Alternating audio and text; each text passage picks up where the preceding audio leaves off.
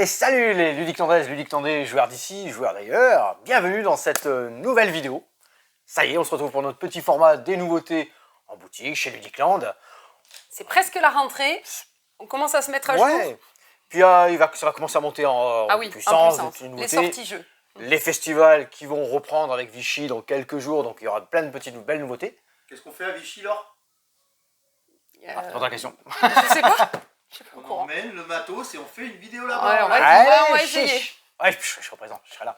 Voilà. Donc là, des petites choses tranquilles qu'on va vous présenter ensemble. Les annonces en fin de vidéo, parce qu'il y a quelques petites bricoles à vous annoncer. Donc on va se présenter. Moi, c'est Steph. Moi, c'est Laure. Et derrière la caméra, nous avons Cédric.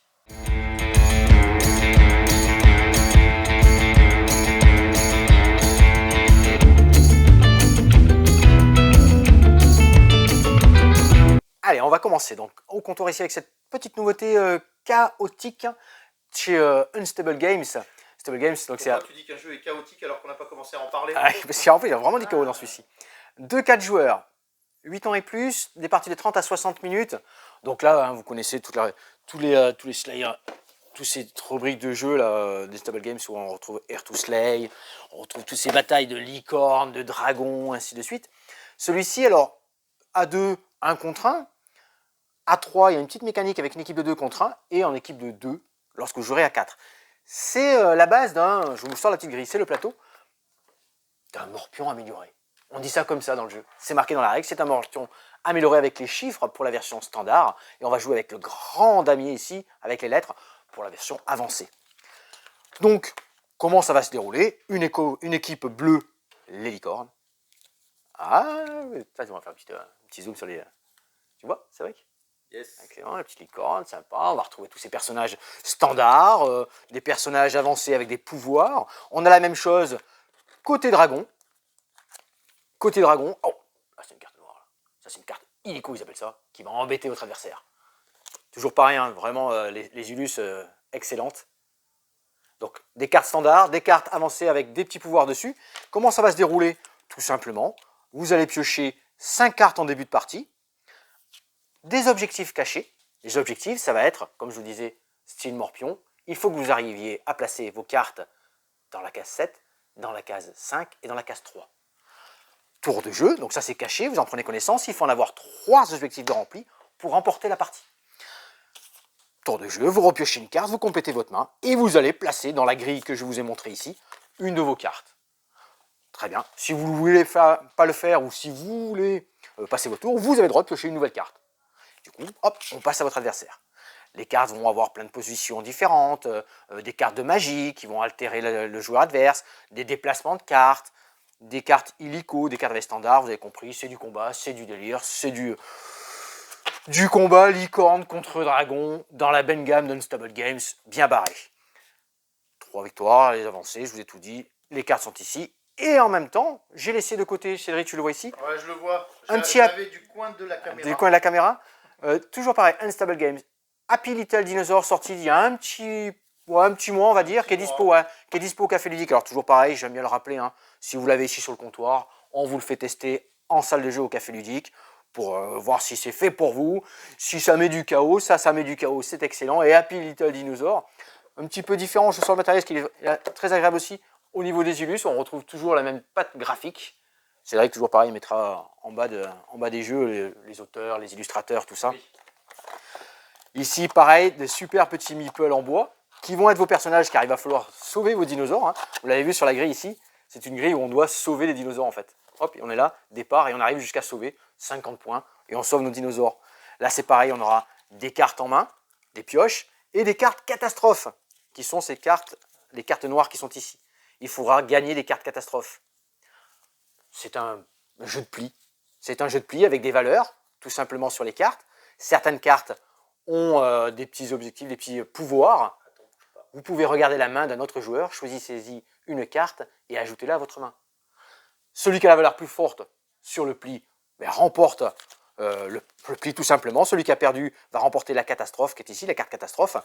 Il faut ne pas avoir 3 catastrophes identiques, 3 catastrophes différentes, il y en a plein dans le jeu, ainsi de suite. Sinon vous êtes éliminé, directement éliminé.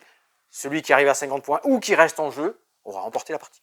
Ça, c'est Happy Little Dinosaur, dans la même gamme, comme je vous disais, de Unstable Games et de la sortie chaotique Dragon contre Licorne.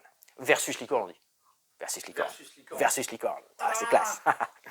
Tiens, on reste de ce côté-là. On reste et on va faire un Inside Job.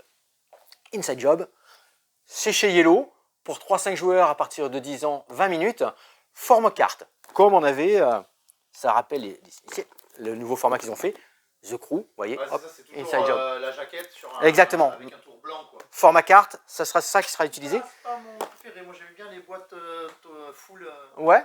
Bon, ça permet nous de, quand on les range en rayon, de reconnaître de suite, même bim, Oui, bien sûr. d'identifier, c'est un jeu de pige, un jeu de cartes. Je laisse The Crew là parce que The Crew, jeu à mission et appli coopératif. Ici, jeu à mission et appli Presque. presque. Presque coop. Un jeu de pli presque coopératif. Oh, je suis trop fort. On n'a pas répété. Non. Alors ici, j'ai fait une petite mise en place pour 4 joueurs. Alors oui, presque coopératif, parce que nous allons avoir à nouveau des cartes basiques de pli, de 4 couleurs, de 1 jusqu'à 13. Mais je vais avoir distribué en début de partie des rôles. Des rôles. Alors il y a plein je vous fais des variantes en fin de mon explication. Il y a des variantes. Là, on a des agents tout simples, 3 agents sur une partie à 4 et un espion. Je mélange, je distribue. Ah, ils ont mis agenteux aussi. Oui, bien, ouais, ça. tout à fait, ouais, exactement. Il y a espionneux. Alors, il y a du texte, mais c'est juste pour vous rappeler ce que vous pouvez faire quand vous êtes agent et ce que vous pouvez faire quand vous êtes espion, tout simplement. Petite parenthèse, non, je la ferai en fin de partie, sinon je vais vous emmêler. À 4 joueurs, on récupère 12 cartes. Génial, vous savez que je suis fan de tout ce qui est aide de jeu. Parfait. Nous sommes 4, nous distribuons 12 cartes. Nous allons jouer 12 moins 2 à la fin de la partie. Donc nous allons jouer que 10 cartes. Il faut gagner pour les agents 7 missions. Et pour l'espion, il faut qu'il remporte 5 mallettes. Il n'y a toujours qu'un seul espion.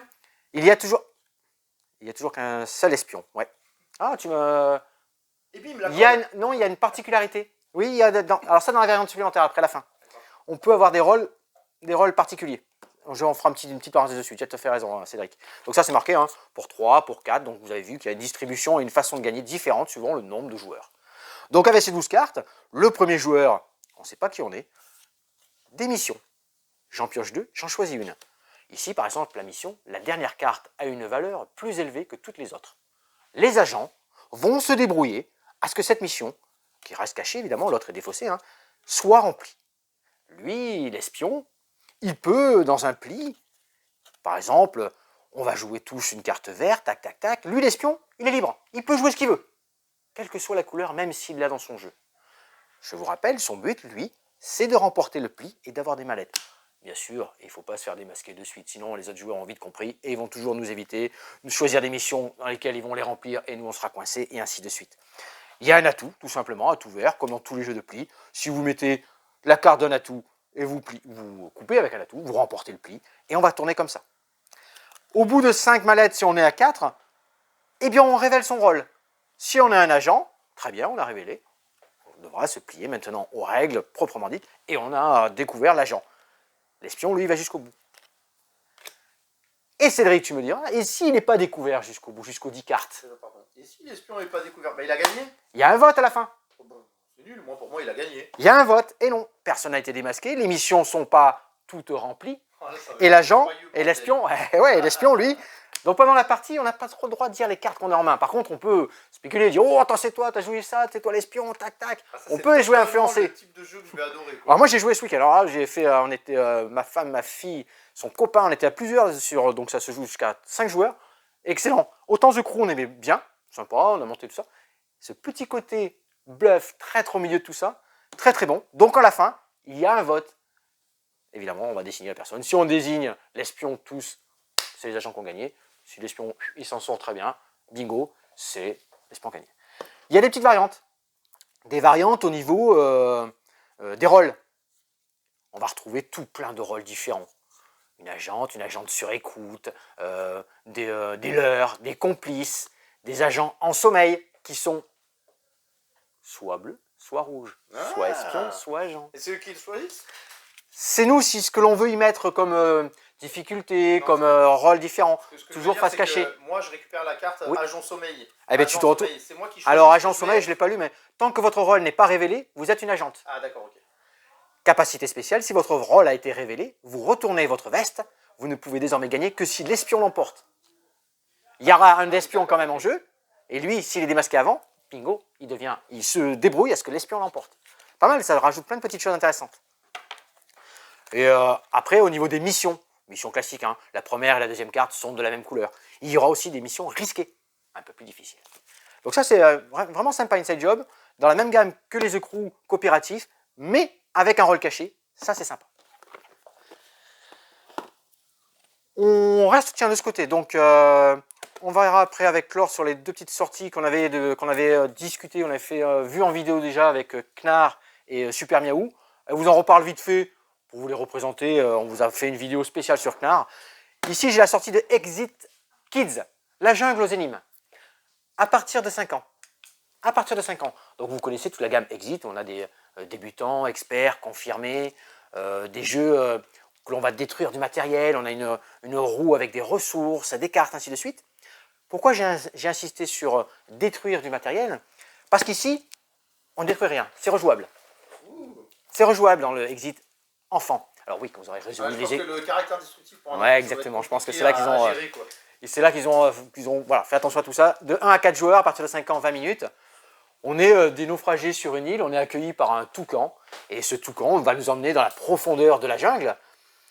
Et on aura 6 petits énigmes à trouver et des coffres à ouvrir. À chaque fois, vous aurez résolu une énigme à l'aide de différentes cartes d'observation, qu'est-ce qu'on a de logique, plein de petites de déductions, des choses comme ça. Toujours avec une roue de ressources, on retrouve les bases du Exit et on a 9 coffres. Avec ces 6 énigmes qu'on va ouvrir, on va avoir droit de trouver une clé et d'ouvrir ces coffres. Donc ça, c'est la version Exit Kids, la jungle aux énigmes. Laure, on refait un petit laïus sur Super Miaou. On reparle de Super Miaou. Ouais, Pour que tu te mettes là, comme ça tu vois bien le matériel. parce que le matériel est important celui-ci. Petit deck building pour des enfants à partir de 6 ans. Donc deck building, on fabrique son jeu de cartes au fur et à mesure pour qu'il devienne de plus en plus efficace pour remporter la partie. On devra retrouver Super Miaou. Chacun va avoir une main de cartes. le temps d'avancer quand même. Hein. Attends, je montre Super Miaou. Voilà. Donc on a chacun une petite carte qui représente en fait la façon dont on va jouer pour expliquer en fait ce qu'est un deck building aux petits. C'est-à-dire qu'on a un sac à dos, on va mettre toutes les cartes dans son sac à dos. En haut, on a nos deux mains comme si on tenait les cartes dans nos mains et on a 2 cartes face cachée, c'est important. Puis ici, le tambour de la machine à laver, c'est pour mettre notre défausse. C'est-à-dire à chaque fois qu'on achète une carte, pour expliquer aux enfants on comment pose. faire leur propre machine à laver. Non. Oh, c'est dommage. Donc, à notre tour de jeu, on retourne nos 2 cartes, on regarde combien on a de sous. Avec ces sous-là, on peut aller au marché. Soit on achète des cartes avec plus de sous. Comme ça, quand ça revient dans notre main, on a une carte à 3 sous au lieu d'une carte à 1 sou ou une Ça me carte fait à 2 penser un sous. peu Dominion. Oui. Oh, on allait venir après, c'est pour Le apprendre. Dominion des tout petits. Quoi. Voilà. On a le PMU des tout petits, maintenant on a le Dominion Voilà. des tout petits. Exactement. Tu as des cartes souris chapardeuses. Quand elles reviennent dans ta main de jeu, tu pourras aller voler une carte chez un adversaire. Je l'aime pareil. Tu auras des cartes cap. Donc, il faudra payer 5 sous pour avoir une cape, puisque le but, c'est de retrouver le chat et sa cape pour faire Super Miaou. Ensuite, tu vas avoir l'achat de pâté pour chat disponible. Ah, La boîte de thon. C'est saveur poisson. Exactement, c'est la boîte de thon.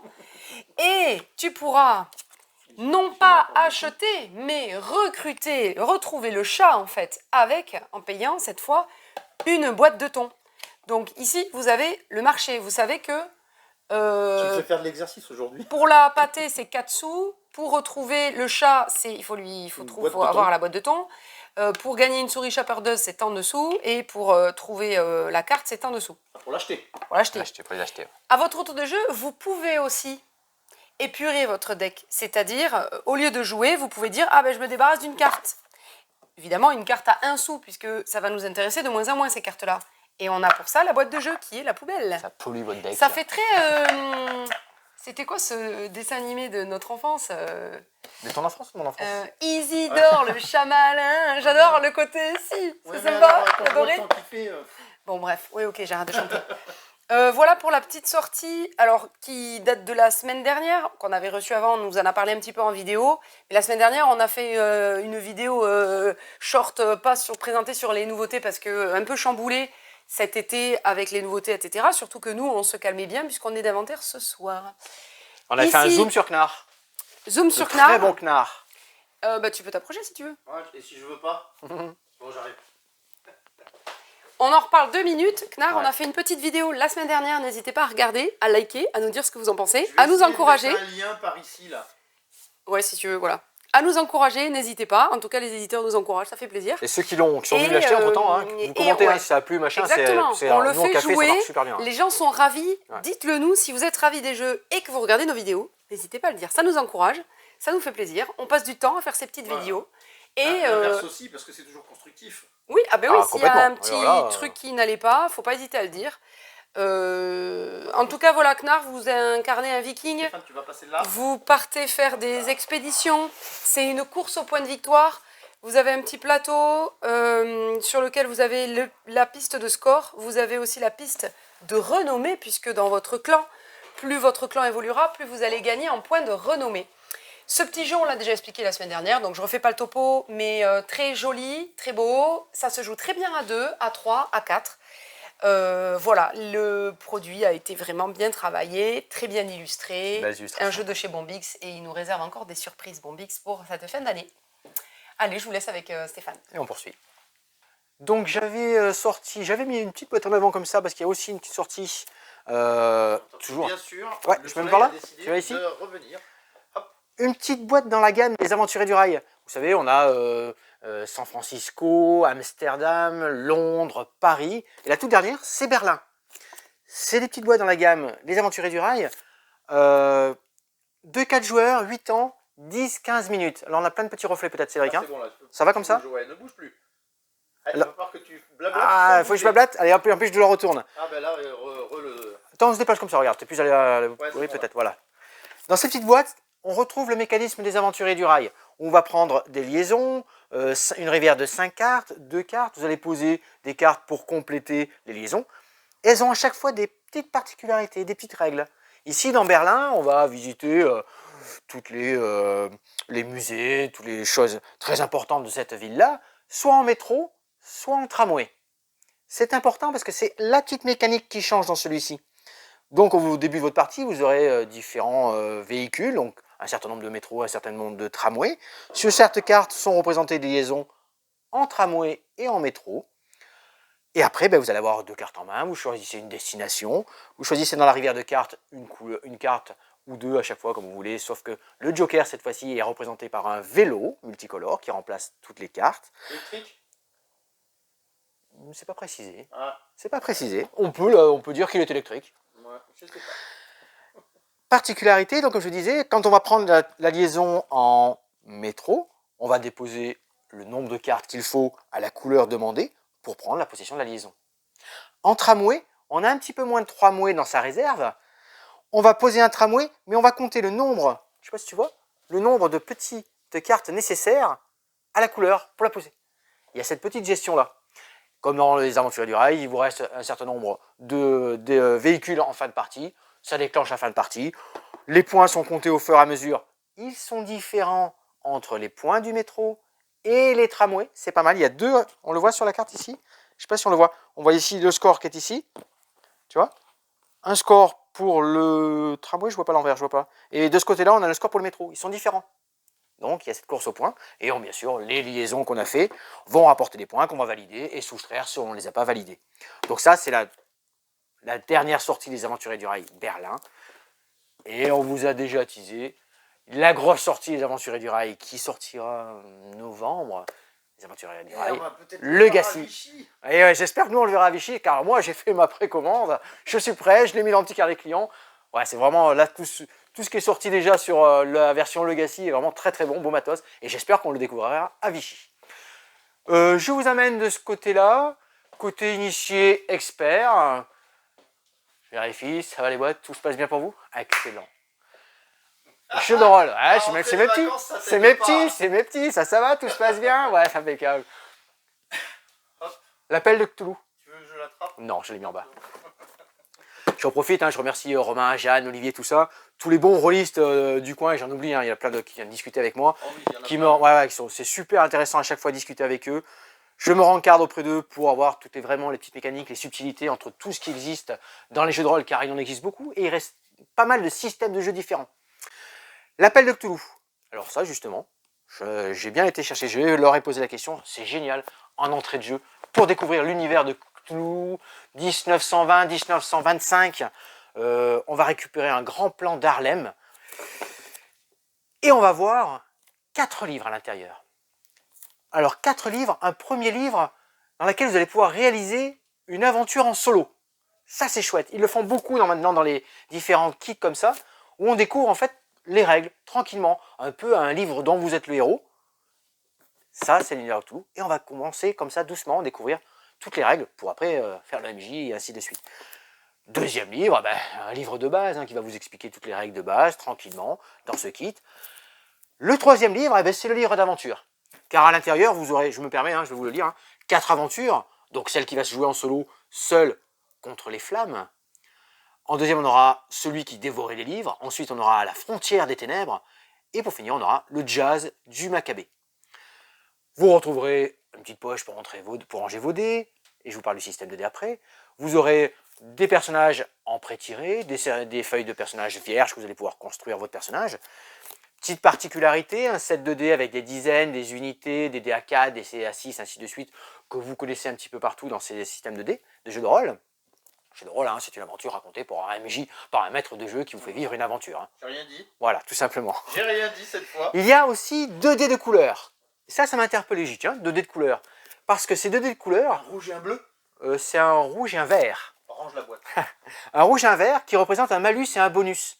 Lorsque vous allez devoir réaliser une action, défoncer une porte ou ainsi de suite, il y a un seuil en fait, vous allez jeter 75, et peut-être que vous avez un malus ou un bonus suite à ce lancer ou que vous aurez glané dans l'aventure. Vous allez jeter ce dé en plus. Pour un malus, vous allez garder le plus haut des dizaines, pour un bonus, le plus bas. Vous avez réussi, tac, c'est passé, vous réussissez l'action, vous étiez en cours de jeu, et ainsi de suite. C'est la petite particularité de l'appel de Cthulhu. Toujours bien illustré, toujours excellent, les jeux de rôle, c'est toujours magnifique. C'est vrai que t'es à grand, à chaque fois, on se régale. Là, je peux pas l'ouvrir, j'attends le prochain. Mais la boîte, le kit, c'est normal. Mais tous les bouquins, tout ça... Les livres sous blister, c'est je suis d'accord. Donc ça, on a fait ici. Avant de faire la grosse sortie Discordia, qui est un jeu initié expert quand même, on a de la nouveauté dans Marvel Champion. Un jeu velu, on dit dans le jargon. Marvel Champion, le jeu de cartes. Jeu de base, deck building, de 1 à 4 joueurs. D'accord, c'est une extension de celui-ci. C'est une extension de campagne, exactement. Donc c'est la 6e qui est sortie, il y en a déjà toujours quelques-uns, avec tous les héros que vous pouvez récupérer, les paquets héros. Ici, ça fait suite aux X-Men, en fait. Vous allez intégrer la X-Force, 2 nouveaux persos, Domino et Cable, ou Cable, je sais pas comment on dit peut-être en anglais, on le dit en Cable. Non, mais en français c'est ouais, Cable. C'est Cable. Ouais. Là je vous dirai pas trop, j'ai pas trop bossé du coup leurs particularités, Ils sont assez forts par contre, ça j'ai lu. Il me semble que tu le vois dans... Ouais, dans quel comics par contre, j'ai pas tout suivi. Mince, ils sont assez forts, assez balèzes à jouer, tout ce que j'ai vu, les parties que j'ai vues. 5 nouveaux scénarios, les Maraudeurs, le Fléau, Mister Sinistre et celui-là, Strife, on va dire. Il y a surtout une petite particularité dans celui-ci, ce sont des manigances annexes des joueurs. Grâce à elles, les joueurs vont poursuivre leur propre objectif afin de renforcer leur héros et terrasser les méchants. Donc ça, c'est vraiment Marvel Champion, très bien, en solo ça passe génial, en coop, tout ça, vous avez des Némésis avec des scénarios qui se présentent à vous, il faut les vaincre, on a des justices, commandements, plein de choses qui sont comme ça, plein de persos qui existent, vous mélangez tout ça, vous faites tout ça en campagne, excellent. Et là, la grosse sortie, on va dire, de la semaine dernière qui est arrivée, qu'on n'a pas présenté de suite, mais Discordia. Alors nous, avec Laure, on y a joué ici avec Maxime, qui est venu nous le présenter. Sans déconner. Ouais, et bien, franchement, sympa. Sympa. Alors, il n'y a pas de combat. On est avant 50 à peu près avant Jésus-Christ, un avant-poste romain près du Rhin, et on va se renforcer, construire, se développer et se protéger des invasions barbares. Les plus observateurs vont repérer des dés. Il y a des dés. Alors, ce n'est pas un roll and write du tout. Il y a des dés. C'est le début de la partie, vous jetez 3 dés de couleur, un jaune, un rouge et un bleu, Cédric, et un bleu. Vous êtes premier joueur, suivant la valeur, vous les mettez sur ce... Je ne sais pas si tu vois bien, parce que là, le plateau est vraiment... Le dos de boîte est vraiment super bien fait pour expliquer, c'est génial. Vous allez sélectionner un dé, dans celui-là, ce joueur-là, il est bien, il est parfait, il a choisi le dé bleu. C'est pour ça qu'il est parfait. On est d'accord. Parce que cette colonne-là, quand il récupère le dé, il a pris ici, il va pouvoir effectuer une des actions de la colonne. Alors les actions, ça va être recruter un nouveau personnage dans la couleur blanche, dans la couleur bleue, prendre une étoile et venir ici dans la ligne de, comment on dit, de production, d'amélioration, ainsi de suite. Vous allez aussi pouvoir aller récupérer des terrains. Ces terrains que vous allez placer sur votre plateau personnel.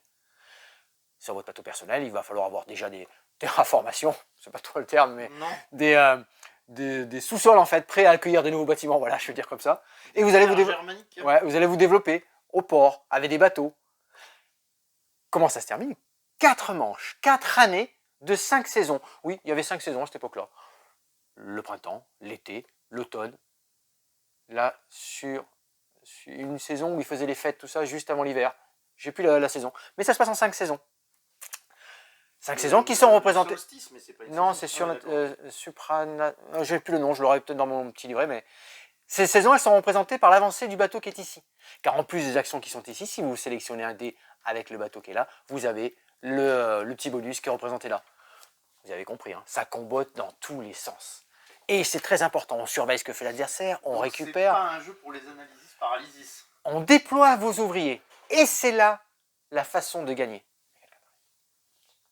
C'est comme ça que l'on va remporter la partie. On a un certain nombre de personnages, 15 ouvriers en début de partie. Il faudra remporter la partie lorsqu'on a déployé tous nos ouvriers. C'est-à-dire qu'à la fin de notre tour, si on n'a plus d'ouvriers en réserve, bingo, c'est gagné.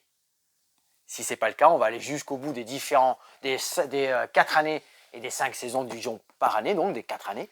Et là, on comptera ce qui nous reste en petits personnages ici, moins les aqueducs, parce qu'on va gagner des aqueducs, il y a plein de choses. C'est super bien fait au niveau des illustrations et des icônes. On place, la valeur du dé représente un chiffre qu'on a déjà sur notre plateau personnel. Cela nous permet d'avoir un déploiement spécial. C'est là où on met les personnages. À la fin du tour, lorsque nos cases sont remplies, on les remet dans la poche. Vous avez vu cet équilibre qu'on va garder? Il y a aussi quelques objectifs en cours de partie. Je vous ai parlé des barbares. Les barbares, ils sont là. On connaît leur valeur de l'étape A. Il y a une étape B lorsque la saison va avoir avancé. On va arriver à ce niveau-là, à la 4e saison. Donc du coup, paf, on dévoile le B. Et c'est là qu'on sait comment on va devoir battre les barbares. Sinon, ils vont nous rajouter des meeples, ainsi de suite, des ouvriers. On va s'arranger, on va aller dans les ports. Franchement, très très bien. Plein de petites choses à y faire. Très complet, très bien illustré et édité. Très logique tout ce qu'on va y faire. Discordia, ça va semer la discorde. Pas mal, non? Pas mal. Bernd Einstein et Lucas Sigmund à l'illustration de chez Silex et Iron Games. D'accord, alors, juste, t'as fini? Pour celui-ci, ouais. D'accord, je voudrais juste qu'on revienne pour nos fans là, parce que... Oui, il y a une petite précision sur... Ouais, une petite précision. Il a dit comics. Ouais, dans les comics, pourquoi? Non, ce sont des Marvel. Ouais, mais c'est pas un DC. Un DC Comics, les Marvel, Oui, c'est aussi les comics. Autant pour moi. Alors ouais, moi je suis un pas mal spécialiste comme ça. Donc je prends la remarque. Flûte. Vous en faites ce que vous voulez en commentaire. Moi je la prends et je laisse un tube comme ça. Toujours pertinent les interventions de Cédric, bien sûr. Ah, pour le coup, non. Au jour où on fait la vidéo, donc elle sort, on est vendredi. Il nous manquait la commande Asmodée, donc ça a été retardé. Ça arrive. On avait 4 belles sorties dans Mosaïque. Un beau gros jeu de civilisation très intéressant. J'ai bossé bien la vidéo, vous allez voir, j'en reparle dans la vidéo prochaine. Voilà, on est sur la Méditerranée, on va prendre de pouvoirs, pas de combat direct, juste du déploiement, de la mise en place. Et vous allez voir, ça rappelle un peu les Marinestrum, les Cyclades, toutes ces choses-là. Très très bon, je vous en reparle dans la vidéo de la semaine prochaine. On devait avoir aussi un ramen, Petit jeu de cartes, vous allez voir, avec des bols, avec des ingrédients, 7 ingrédients différents, 14 Un poids. jeu de cuisine. Plein de jeux, ouais, sympa, très, très sympa. Bien sûr, on avait le Marvel Zombie, la petite boîte qu'on avait déjà présentée dans une fin de vidéo. Tiens, on pourrait même peut-être, je sais pas si c'est possible de l'isoler, peut-être la mettre en petit zoom. Si je dois pouvoir. Ouais, ça fait juste une petite Ouais. un petit zoom comme ça une vidéo supplémentaire. Comme ça, si vous êtes vraiment intéressé par le petit Marvel. Il va y avoir toute une petite gamme hein, dans les Marvel Zombies. On avait, celui-là, c'était les héros de la Résistance, je crois que c'était ça. Il me semble que c'est ça. Après, on va voir les X-Men qui vont compléter. Ouais, il n'y avait pas de câble. Il y a les X-Men qui vont sortir en petite boîte aussi. On va pouvoir lier les deux boîtes. Il y a aussi la grosse boîte Marvel Zombie dans les classiques de la collection des zombicides. Hein. Oui, parce qu'il s'agit bien sûr des zombicides, coop, vous avez compris, une horde de zombies. Mais je vous en reparle la semaine prochaine dans la vidéo. Et j'avais noté Differentio aussi. Auquel on a déjà joué aussi avec Laure, qu'on a découvert aussi, avec Max, tout à fait. Differentio, vous allez voir, très beau dans les illustrations, avec des rêveurs, des architectes, on change nos petites images, tout ça. Je vous tease un petit peu. On en reparle la semaine prochaine lorsqu'on aura reçu nos jeux.